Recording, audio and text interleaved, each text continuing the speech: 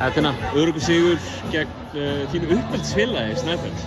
Hvernig að spila á móti, á móti gerir ráð fyrir að þið þykir vænt þetta félag? Já, sjálfsög. Þetta var bara mjög skrítið og spila á móti stelpu sem ég hef spilað á móti með mjög oft áður og þetta var bara mjög skrítið en bara skemmtilegt líka. Svona hálfan hólminn í stúkunni einhvern veginn, svona heima bæinn, fannst þú fyrir aukinni pressu kannski að gera vel í þessu leik með það aðra? Já, mér fannst alveg auka pressa sko, en já. Þú eru komnar, ég meina, þeir að spila í toppnum á söfnudeildinni, að spila á móti fyrstudeildar liði í rauninni, Snæfell, það er svo flott liðið.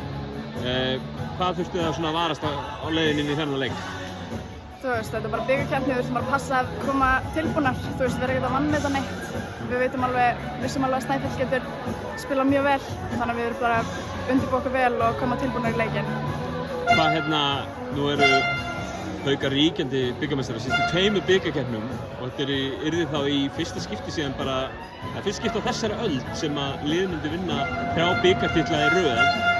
Hvort sem að þið hafið það hugfast eða ekki, þá náttúrulega stórt fyrir ykkur að vinna bara þennan bikartitla. Jú, það er bara risastórt og bara ótrúlega gaman að vinna bikar. Hvað eitthvað sem þið takið út úr þessari reynslu svona síðustu ára sem félag inn í þessa keppni, finnst þér?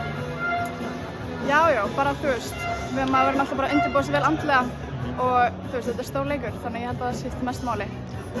Næsti leikur hérna á þessu gólfi er Keflavík Stjarnan og það er annað toppi úr söpbudeildin á móti sterku fyrstudeildarliði. Annarkvort liði sem þú vilt sjá í úrslitum? Ekki beint sko, ég meina þess að sem vinnur hennar leik getur bara að spila mjög vel, þannig að ég held að við erum bara undirbúa okkur mjög vel sko.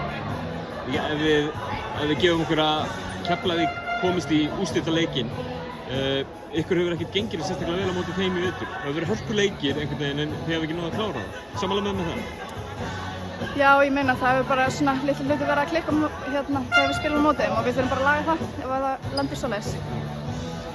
Manjan, stuðningsmannasveit Haukana gerir væntanlega ráð fyrir að fjölmenni með bikarliðinu hér á laugardaginn, ekki? Jú, að sjálfsögðu. Besta þakkir og gangi ykkur vel. Takk fyrir.